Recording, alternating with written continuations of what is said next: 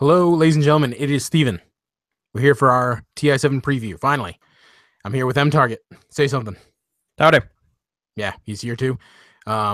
We've done a couple. Well, I've done a couple shows helping you out with the fantasy challenge, and now we're actually going to talk about actual esports type stuff rather than Wait, fun. we talk about Dota on the show? The hell is Dota? I don't know. Okay, but anyway, Where am I? I don't. I just found out your real name yesterday, so Yeah, fair enough. yeah. Also, if you don't want me to actually be able to see your real name on Hangouts, you might want to fix that because now I know your real name. Because I answered Hangouts using the wrong email a couple times. Yeah, I saw your. It's okay. It's not like I gave you, a business card with my full name on it at some point in time that you don't remember. I don't know that you did, but That's maybe fine. you did. I don't know. Either way, we've met up in real life and you survived. So yeah. Anyway, we're here to talk about DOTS. It's all TI7 is tomorrow, which is kind of terrifying. It is. It kind of crept up a little bit, even though I've been doing videos on it. It feels like it kind of snuck up on me. Well, yeah, because I remember it was 100 hours until the event. I'm like, all right, I'm hyped. Let's go. And then all of a sudden, it's like, wait a second, 100 hours have almost passed. We're at 90 of those hours have passed. Yeah, it went fast. That was a fast few days. But enough of us. We need to talk about it. So, of course, we start off TI7 with the group stages. There's a new format this year for TI7. There are 18 teams divided up into 9 team groups. There are 2 groups of 9 teams each. Yes, okay. 2 9-team groups. I said it awkwardly, but I was right. Okay. 2 groups of 9 teams each. So sounded like you were saying there were 9 groups of 2, and I was like, that's not accurate. That's not accurate, but you just started sounding crackly, so hop out and hop back in. All right, so 2 groups with 9 teams each. The bottom team from each group is going to be knocked out and never actually see the main event. Then from there, they head into the main event, and if I recall correctly, it's going to be the standard top seeds get started off in the upper bracket, bottom half of the seeds get started off in the lower bracket. And then from there, we go into the main event. So the groups were announced a few days ago, along with the actual group stage schedule. And luckily, everyone actually made it into all the players, I should say, actually made it. Actually, no, they didn't. Oh, right. Chappie did not make it. Yeah, Chappie. So they're hoping that he can make it tomorrow. Well, it would be the 3rd by the time he gets here. Yeah. He's going to be sub Resolution, formerly of Planet Odd, formerly of Thunderbird, formerly of Digital Chaos, now a free agent, maybe? He's going to sub in. No, he is. Digital Chaos has announced they have disbanded. Or not Digital Chaos. Planet Odd? Planet Odd has announced that they have disbanded. They're dead. 3 out of the 5 players tweeted that I saw. I didn't check every single Twitter. Okay. But at least 3 of them tweeted, some variation on, is GG. Okay.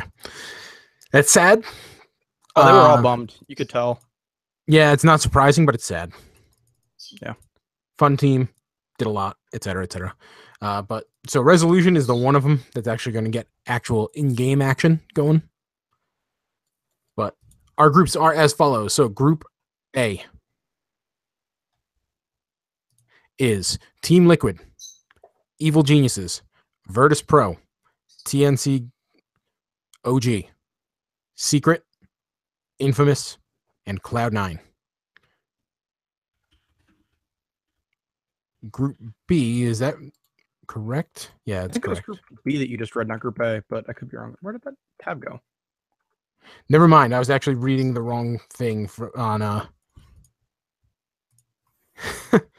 It was. We're just gonna start over with what the groups are. Okay, the groups. I was looking. I'm on Vercoom Reddy's page, and he's got 2 blocks of 9 teams, and one is from Facebook, and the other is from Weibo. I'm just gonna go to Group A. I'm going to Team Liquid's wiki and going there. I've got it. Group A: Evil Geniuses, Team Secret, Team Liquid, Empire, LGD, Infamous, Fnatic, IG Vitality. Group B, Invictus Gaming, Virtus Pro, OG, Newbie, Cloud9, Execration, Hellraisers, LGD Forever Young, and Digital Chaos. That's a lot of good teams. To be fair, there are a lot of good teams on both sides of this bracket, so... Oh, I mean, it's a lot of good teams in the tournament as a whole. I think Group A is the better... By, like, a team? But, yeah. Like, I legitimately think that Group A has the, like... Has... Like, if you were to take the two, like, the two groups and split them, they have, like, 5 of the top 9, while... Group B has 4 of the top 9, because like you have to find the top half and bottom half somewhere, which is unfortunately 9, which means that one group will inherently have. Yeah. Okay, so once again, the bottom team from each group, they're going to play a round robin. Everybody plays each other once in a 2-game series. You get points based on your performance, how many wins you get. You get seeded from there. Bottom team from each group gets booted. They never get on the stage.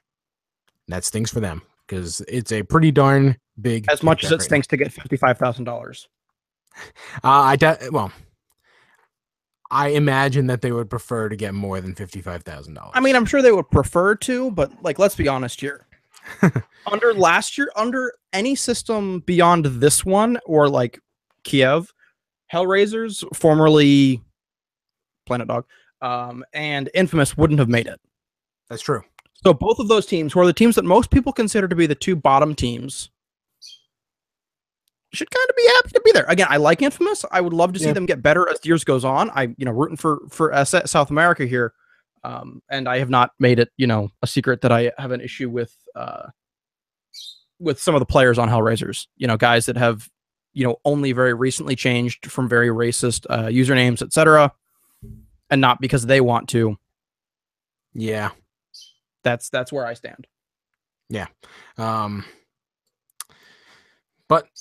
the bottom, correct me tell me if you think I'm mistaken, but I think that the odds-on favorite to get booted from either side would be Infamous and ex-Planet Dog, now Hellraisers. That's pretty solid for what I've been hearing. So the number 2, I guess, I would say it would probably be IG Vitality on Group A and Execration. For the next bottom 2? Yeah. If it's not Infamous and Hellraisers, I would say it's Vitality and Execration. I think I agree with Execration, and I think I agree with Vitality. I haven't given it too much thought. I've sort of been like, who are my top 2 from the group, and then who's like not making it out in my head. But yeah, that sounds... I don't disagree with that. I'll put it that way. Now, who are your top 2 from either group? Oh God, I have actually 3 from Group A. I think that Evil Geniuses and Liquid, depending on how things go, could really hurt each other. In terms of agree with that. Top 2. And then I have TNC. I've got a feeling that TNC are going to go really far this tournament, and I think they're going to have a good showing in groups. I agree that they're going to have a good showing in groups. I also agree that Team Secret is probably going to have a good showing in groups. We all know how that goes from there. Yeah. All right, fine. Yeah. Top 2 over in Group B. It's got to be VP and OG, right?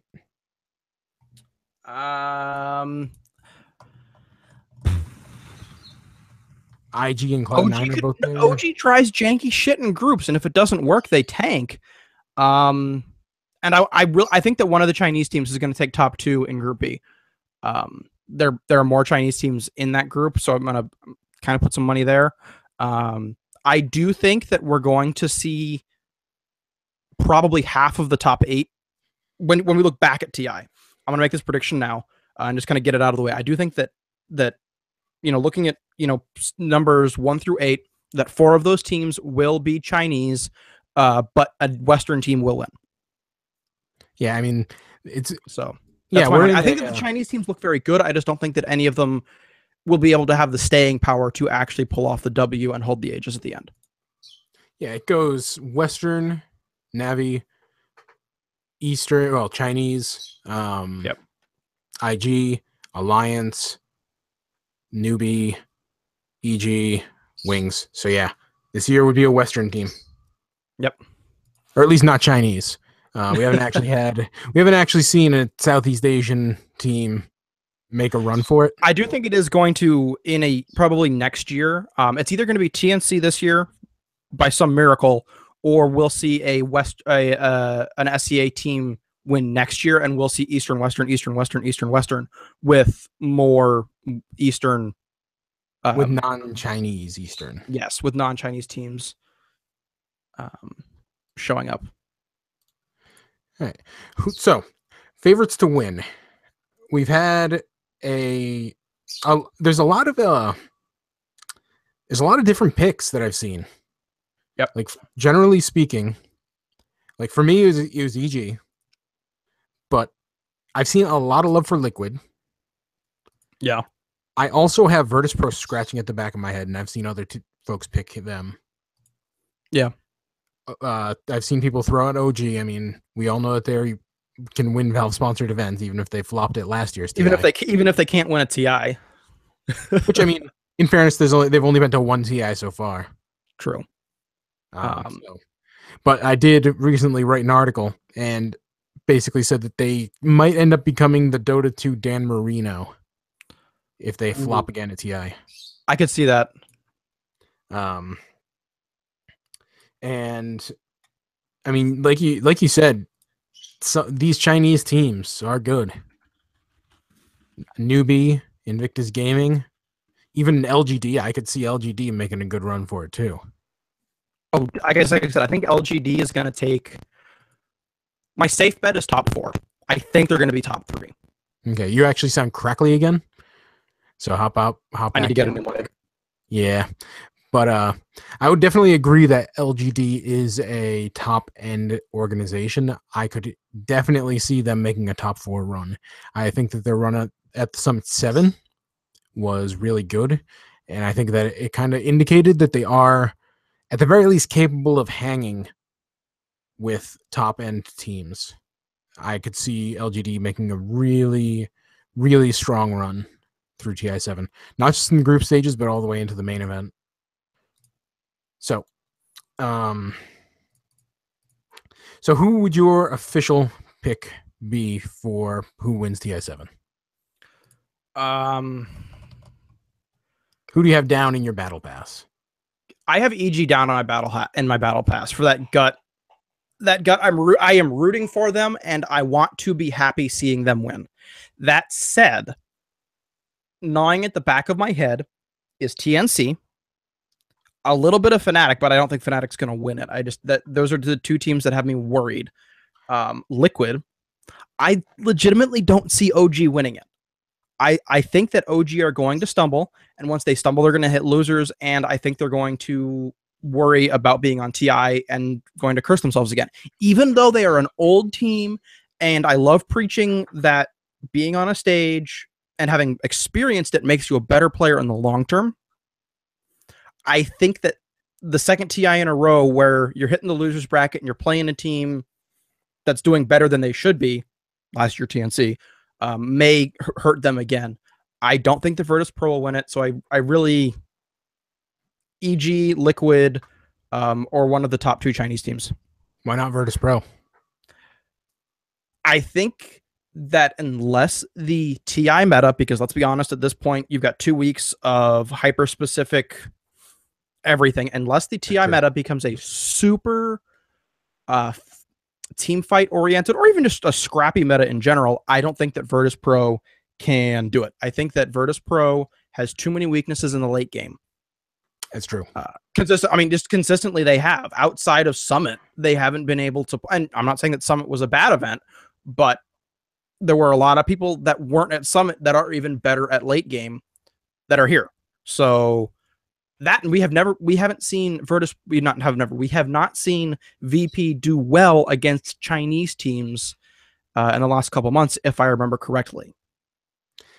I don't even remember them playing any. I haven't actually seen them. I'm pulling up the Kiev major right now to look at the bracket run. Okay. Because I do want to. Okay, they did 2-0 Invictus Gaming, so there was that. So I have to take that back. They 2-0 Invictus Gaming. Oh, and VGJ doesn't count. That's brutal. So yeah, they beat Invictus Gaming and actually IG Vitality at Kiev, but again, losers. So yeah, and then at Summit, they played no Chinese teams. So take that as you will. But so they've done a little bit better than expected, or they did better than what I just declared, I should say. But I still think that the Chinese teams that are at TI, particularly Newbie and LGD, are really going to throw them for a loop. Yeah, I get your point. I mean, I possibly am overvaluing them based on their recent popularity. Hey, that's totally legit. Like I understand where people are coming from. I just don't see them making it to the pinnacle. I wouldn't disagree too hard. I mean, you are right, because if the meta ends up shaking out to be kind of like TI4, where you saw Newbie and VG Gaming just kind of kick everybody's teeth in and just punch down lanes and just steamroll, picking all kinds of push. I could see, Virtus Pro is probably the best equipped for that kind of game, right? Yeah, I think there are some other teams that will give them a fighting chance, but I do agree. Yeah, but if it ends up being a more TI2 style meta, TI2 style meta, then it's definitely going to end up favoring pretty much everyone else. Yeah. EG is like the one team I can see really being successful in pretty much any meta. I feel like they're the most versatile team. They have the hardest time in the early game for a team that we expect to do well. Again, they don't have a bad time in the early game, but they are a team that often has issues with the laning stage for a team that is considered top X in the world. Yeah. So that has me concerned about them doing well in hyper push lineups. Again, I think they could slow things down even in an aggressive meta, but I don't know if they would do well in an aggressive meta. Yeah, they have the capacity to end up doing some really absurd plays, especially Sumail. Yeah. I've previously mentioned it. His game against, at the time, Team MP, now Cloud9. They ended up in a very, very substantial early deficit. I believe it was it wasn't at the Summit.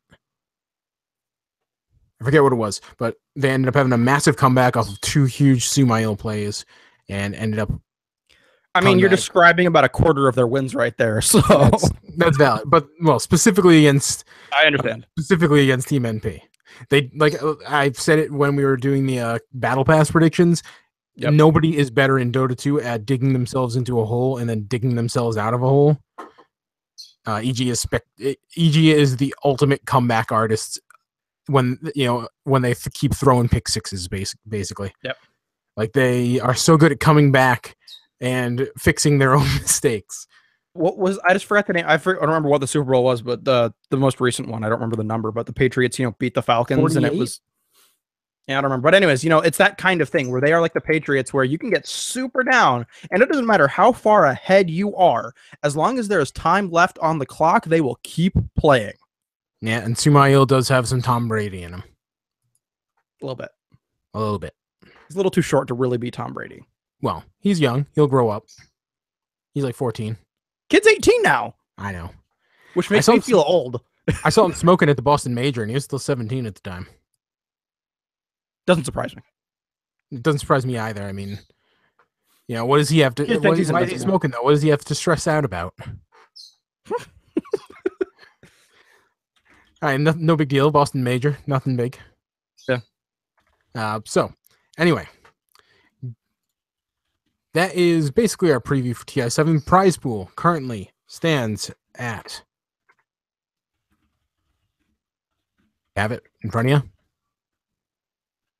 Hoping you were going to fill it in. Okay, 23.257. I was checking something else out. 23,257,313. Slow down. Just please keep slowing down, guys. We are so close to being right here. That's true. We both predicted 23 to 24. 24 million. You guys need to Slow it down. Slow it down. Just don't push it over 24 million, please. Please. For us.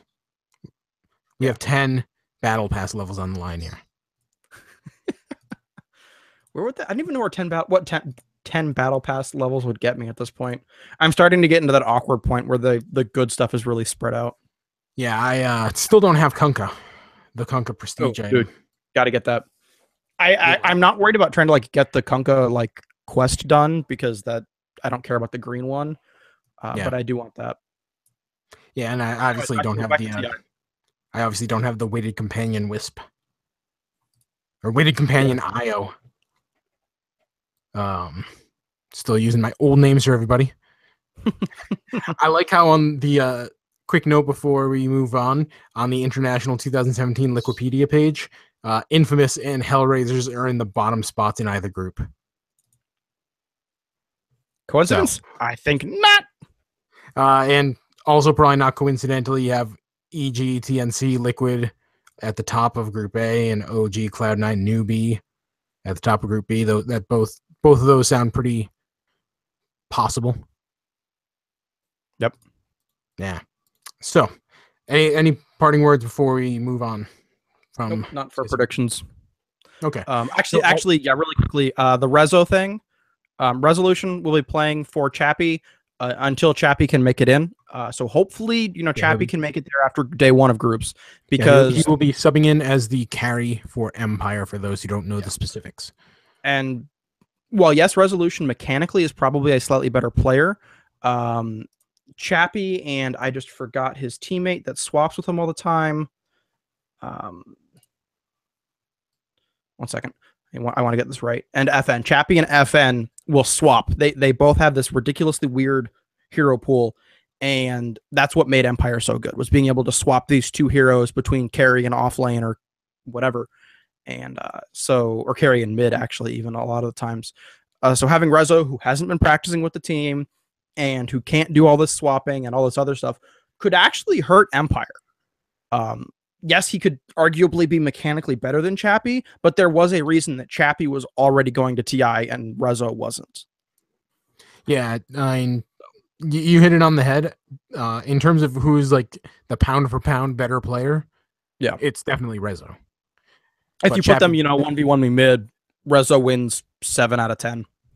Yeah, if not more. Not necessarily 10 out of 10, but yeah.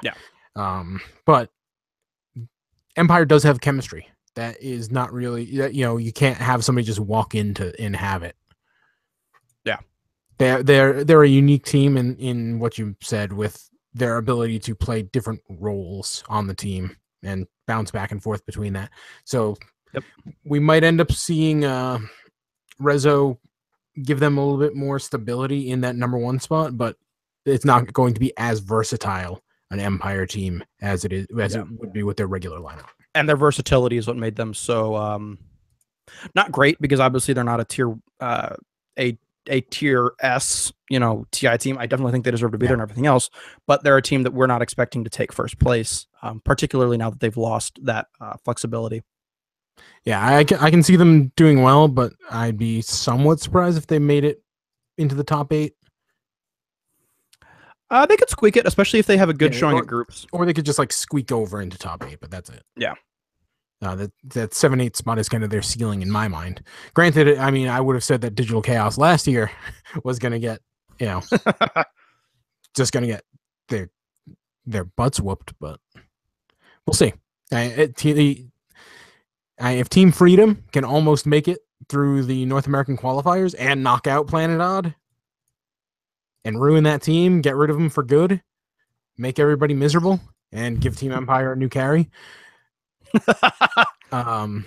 then anybody getting hot at the right time, all these teams are good enough to make noise, except for 100%. Infamous.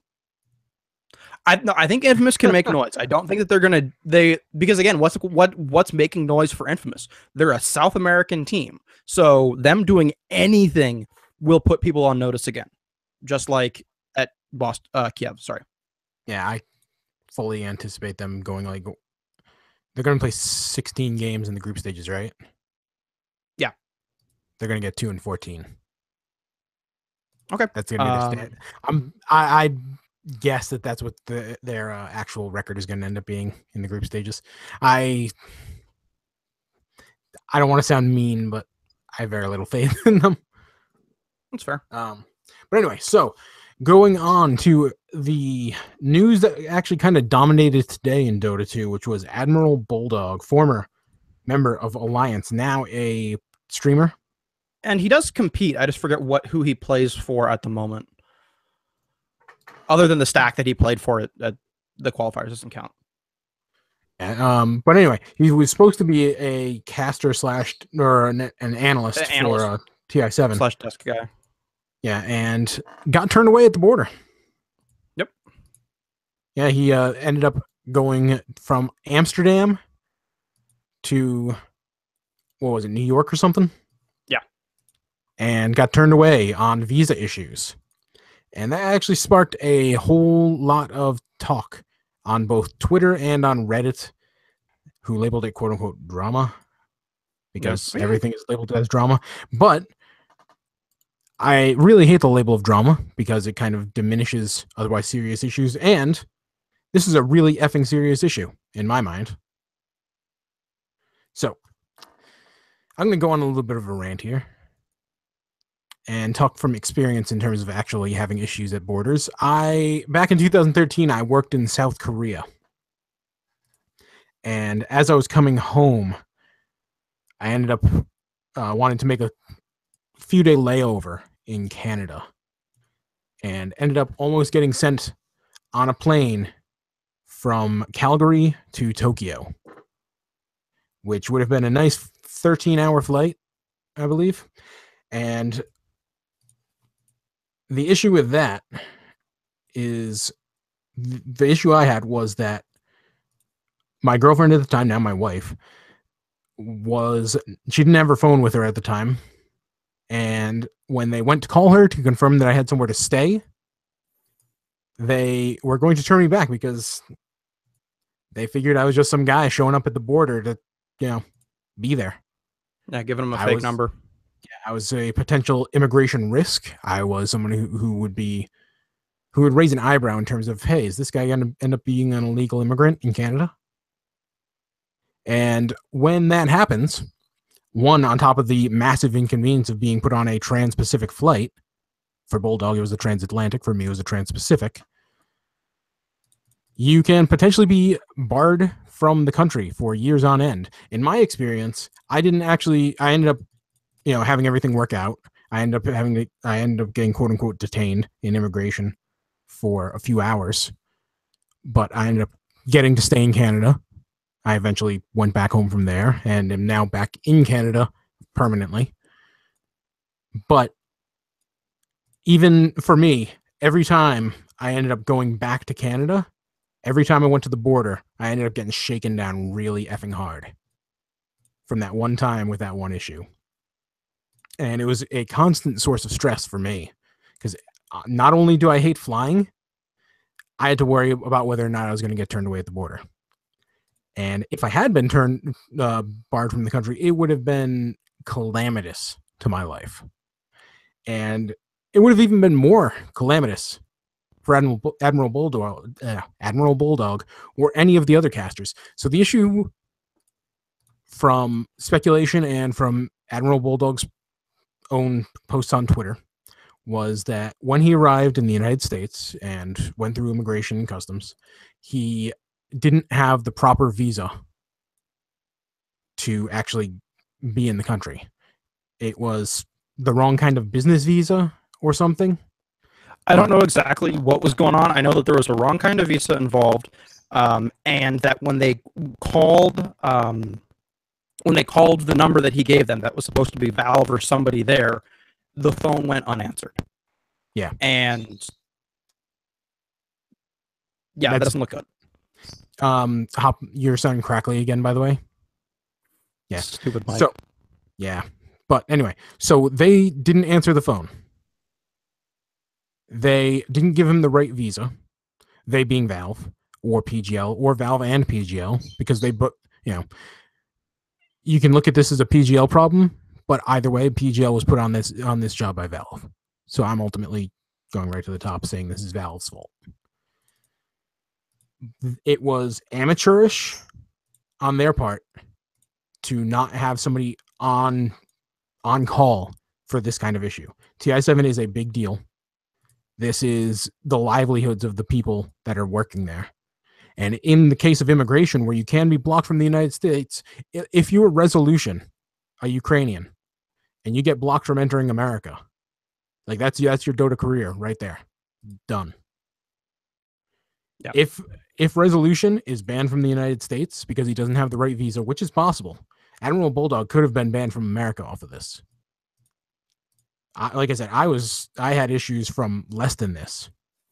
Yep. And remember, guys, that immigration is not something to mess around with or even arguably joke about. Yes, it is gray areas. Yes, visas are an archaic system that move at a glacial pace. All of that stuff. Yeah, sure. But because Valve and everybody else knows that they have been working in a gray area, that makes it all the more inexcusable for Valve to not have people on call and ready to say, hi, yes, we've taken care of his visa. Yes, we are his, the people that he's staying with, or the, whatever it is, and go from there. The inaccurate visa thing, that's partially on him, partially on Valve. Well, partially on Valve PGL and maybe partially on him. I don't actually know, it's unclear whether whether they arranged for him to get this visa or whether he went on his own to get it. I don't really know. Either way, I would like to think that he as a player, or he as a human being, quite frankly, as an adult, should be smart enough to say, hey, what does my visa say? Is this the right kind of visa? Are you guys sure? Because if I'm going to the United States for work, because let's look at Leffen. Leffen got banned from the United States for several years because he came in as a visitor and was competing as a player. And because he was also being paid by an American corporation at the time, America went, American corporation bringing in people without paying the proper fees. Not cool. Yeah. You don't get in between immigration and their funds. Don't do it. No, and if Bulldog did, like I said, if Bulldog got banned for this, or let's say, once again, Resolution, because Resolution was supposed to be in TI7 as a Russian panelist. Was he? Yeah, last I checked. Now you look it up. And so now he's just competing? Yep. Yeah, he was a RU analyst. I hadn't paid attention to the Russian or Chinese panels. Havost is also in there. Always Want to Fly is also in there. Goblock. Yeah. And those are guys who bounce in and out of actually playing. And yeah, any of them, they get banned. They can't enter the United States. They can't be at the international.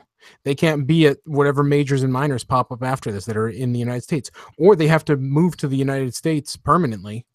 And get lucky doing that when you've got a black mark on your card that says, hey, they violated immigration. It's exceptionally difficult to pull off, and then you are stuck in America.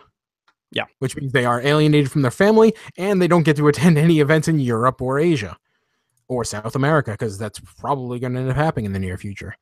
So this was grossly irresponsible on the part of Valve and or PGL. Yeah. It's absolutely inexcusable, and it genuinely annoys me as someone who has been there and who has done that with immigration. And again, this is me for me, it was an American going to Canada. Not a Swede going to America. Not a Swede going to America, and certainly not a Ukrainian going to America or a Russian going to America. Now I have to imagine that's actually easier. Yes, I just made a politics joke. Yes, I know I will never do it again. Well, it's going to sound bad, but if you are not white, you're going to get an eyebrow raised on you right away. Tortellini tweeted about that because he's an American citizen. He's lived in the States for a very long time. The last 6-ish months he's been living in Europe, but he is a dark-skinned Mediterranean male. His parents immigrated to the United States. I want to say it's possible it's somebody older than that, but he is a dark-skinned guy. And he's coming to the United States with not the most American sounding names. Michael Cohen's not awful, but it's also not like John Doe. So, and he said, I know that I'm going to have a hard time at immigration. And he's an American citizen. Yeah. If you are Tangjeonjae Mikasa. Yeah. You are, and you don't have, and you show up with the wrong visa. Good luck. Yeah, good fucking luck, because that's going to get you banned from the country. And again, this is their livelihoods. Yep. And Valve just kind of half-assed in terms of actually allowing them to live their life. And again, nothing bad happened, but way bad stuff could have happened. Yeah. And that's grossly irresponsible on the part of Valve and or PGL, but mostly Valve either way, because Valve hired them for this. Yeah. So that's my rant. That was disgustingly negligent by Valve. Like, again, I don't want to throw quite as much shade on them, but I do. And again, it's because I don't have the experience. I don't have all of that understanding, and I definitely understand where you're coming from. So, it's terrifying to think about, as somebody who's only had to deal with visas twice, and that's stressful shit. Yeah, I mean, in 2013 or 2014, I lived in 4 different countries. So I have way too much experience in terms of traveling. And yeah, immigration is scary on its own. And I guarantee you, the next time Admiral Bulldog gets on a plane and comes to the United States, when he's getting just ruthlessly questioned at his port of entry. Yep. Like ruthlessly questioned. And if anything is out of order on his next time coming in, he probably is getting banned from the United States. It's very likely. Just because, again, that's how immigration is set up right now in this country. Again, I am an American who went to Canada, and Canada is much nicer than America is. Canada doesn't have a travel ban on anybody at the moment, I believe. No, they've got 1 or 2 countries that there are not necessarily travel bans on, but close to it. Either way, it's not just a complete mess like America is right now. And I ended up having constant, nonstop issues with immigration for years afterwards. Every time I was coming into Canada, shaken down at the border. Bulldog's going to get this. And like I said, if there's one thing out of line, if they send him with the wrong visa again next time, he's done. Yeah, that's the end of his Dota playing career. He might be able to go on to small ass Mr. Cat invitationals, but that's his ceiling. I mean, he could theoretically compete internationally, but yeah, or be an analyst internationally, but he certainly isn't going to be able to compete because no team is going to want to have somebody that can't compete at the international. Yeah. I mean, everything is built around the international. If he can't get into America, then he's not getting on a big team. Yeah.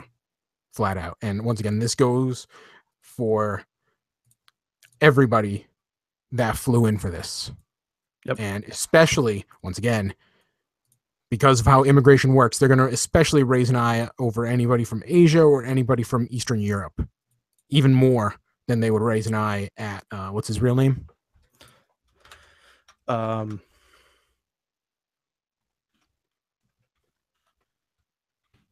Wait, it's not on the page anymore? Oh, whatever. He's white. Henrik Onberg. Yeah. Yeah. His name's already been taken off of the EU or the English casters panel on the website. I was like, what? That's fucking brutal. Jesus Christ. And yeah, so he's white and he got turned away and he's going to have issues with this going forward. And that's, like I said, there's just no way to defend that. It's like I said, grossly negligent on Valve's part and or PGL's, but still, again, mostly Valve. And the scary thing here is that there were things that Valve or whoever was supposed to be at that number, maybe it was PGL, doesn't matter. Whoever was supposed to be at that number that he was given, right there, even if somebody had answered, let's pretend that all of his documentation is in perfect order. There are still things that can go wrong at the border. Yeah. You need an advocate on several things that went wrong. So it's not just oh yeah, because there are players, I'm pretty sure Chappie has all of his stuff in order. They just won't let him into the United States because of the cycle, which is why they're hoping to get him in a couple of days, is because they're rechecking everything to make sure that it's totally correct. So yeah, welcome to immigration. And again, neither of us are lawyers. We are not providing legal advice. If you have immigration law concerns, contact an actual immigration attorney. Nothing that we say here can be used in a court of law. Blah blah blah blah blah blah blah. I'm actually an immigrant, I'm Yeah, he's in American Canada. I actually do have an immigration lawyer on retainer. That doesn't surprise me. It's complicated and scary. And it's difficult all on its own. Yeah. And you don't need Valve to make it harder for you. So that's my rant. Done.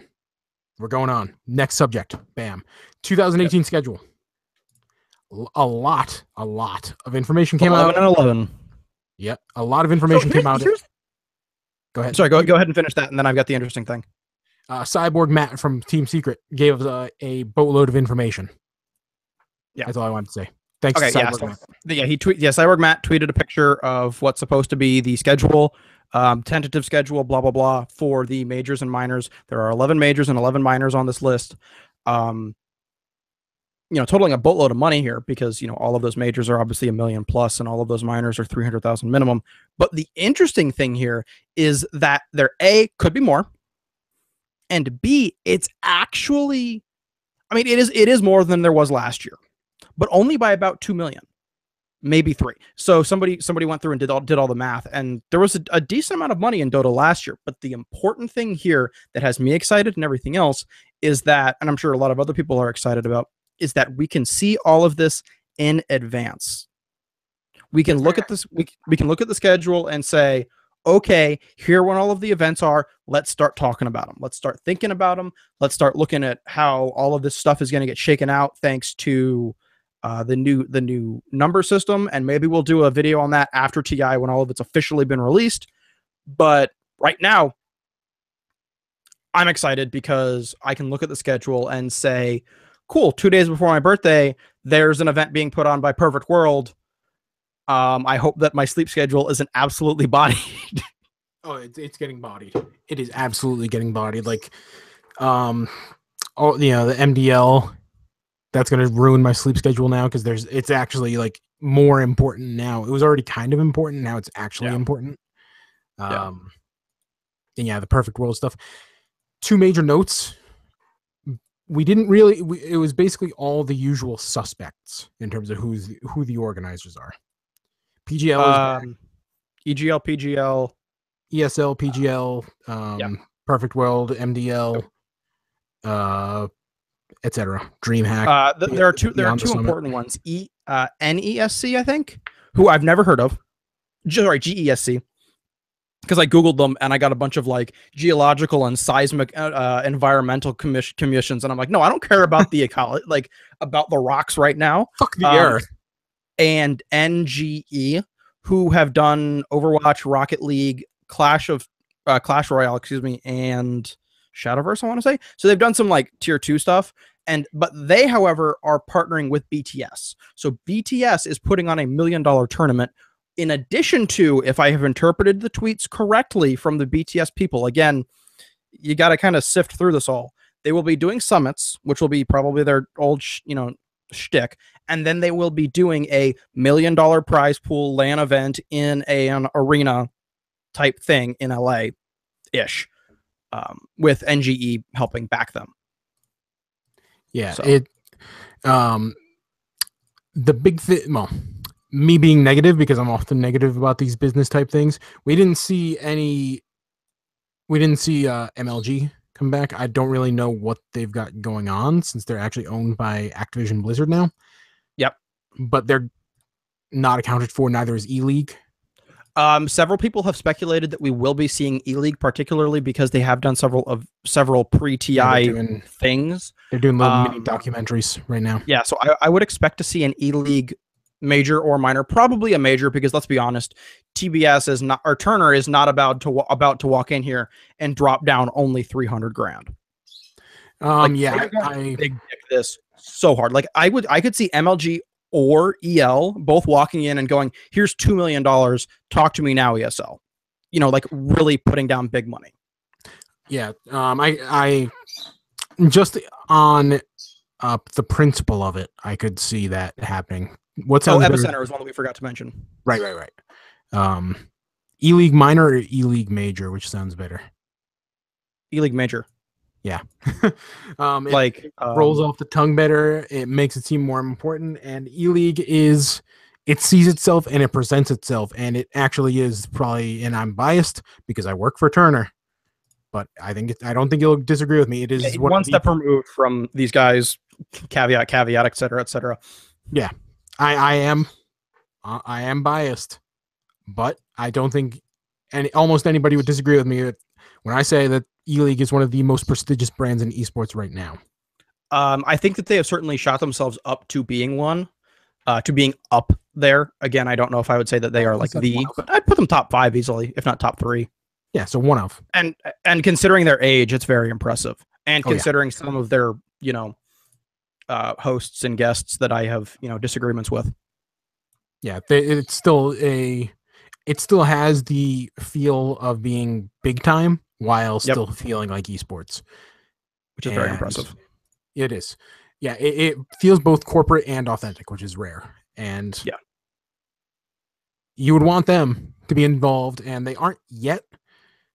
As you mentioned, I'm surprised by the number of tournaments. We got 22 total. Yep, that's a lot. And like you said, having the schedule actually kind of penciled in. Yep, at this point is huge because we remember what happened with Dream League and TI. Speaking of Dream League, there are 2 DreamHack majors that are back to back. I mean, there's a couple minors between them, but there are 2 majors that are both DreamHack, and DreamHack is also kind of big dick in it. They're like, you guys screw around with us last year, and that's the thing is NP now Cloud9, unless Cloud9 is able to broker some sort of deal and say, look, we're not NP. That was them. Like, we're going to keep them in line now. They're not allowed to compete in Dream League anymore. So again, Jack's going to have to bust his ass to get this team back in. So this is important.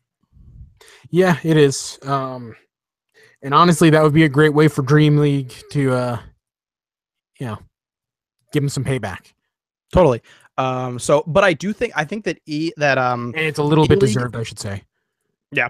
E-League and maybe MLG are both, I think, any group that has not announced yet that is going to is very deliberately waiting to see what the schedule looks like, and will try and insert something into one of the gaps. Because if you look at the end, there are 4 majors in the last 2 months, or month and a half actually, because those are all 4 groups or all 4 organizations trying to hit the last major, trying to hit the most important major. And obviously those are going to split up, and you're going to have some tier 1 and tier 2 teams in each of those, because you cannot go North America, Europe, Asia, North America. You can't fly that much and compete at your top level and expect to get enough points to make it worth it in that small amount of time. There are some events that look like they very literally will have less than 24 hours gap because of time zones. Because there's a perfect world right into an ESL event, I want to say it was. Yeah, and should note, between April 24th and May 27th, there are not 1, not 2, not 3, not 4, but 5 events, which will take those aren't all majors though, right? No, it's a minor on April 17th to 24th, then Epicenter, then a minor from GESC, May 11th to 13th, then probably the MDL, May 14th to 20th, and then ESL is going to have an event May 25th through 27th. So and if you spread it out just a little bit, there's some more majors there. And then right immediately after that, because you don't get much rest on that, June 4th, you get that PGL you mentioned with a $1.5 million prize pool. It's the largest prize pool currently on the table. Yeah. So, like I said, I think there may be other organizations that may try. We may see another Beat Invitate or another BEAT thing, as a minor, those kind of things. But any majors that we see moving forward are going to be, big organizations that are looking for their slots. Yeah, and I'm very, very curious, business end wise, in terms of how Valve was able to lock down so many tournaments so far in advance. I'm wondering if they actually kind of coordinated a little bit with how much coordination. I would expect there to be an incentive for these, because think about it. Like if you're an event coordinator and Valve says, hey, if you want to be a major in 2018 and you want to get prize pool help from us, or not prize will help, but other costs help from us, as in, you know, like similar to the battle pass system. If you want to get in on the battle pass for the winter or fall version or whatever, you need to have your information in on dates and everything else before TI.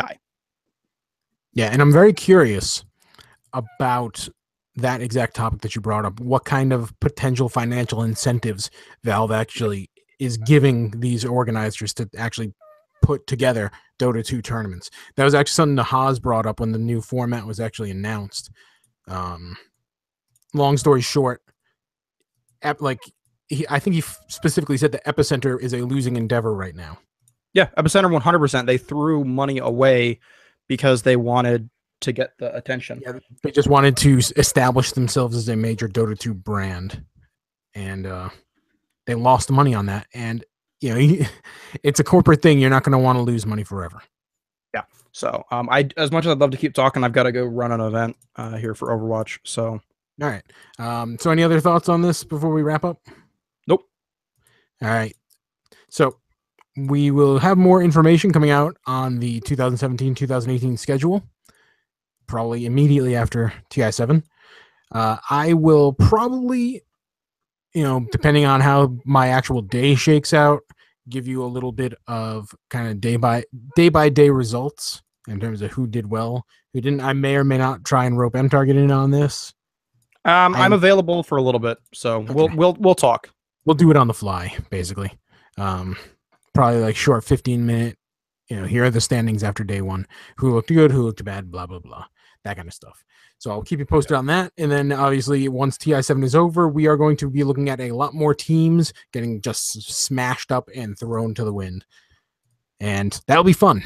And we'll be here to talk about that. So make sure you like, comment, subscribe, follow us on Twitter at Rondina, at MTarget Product.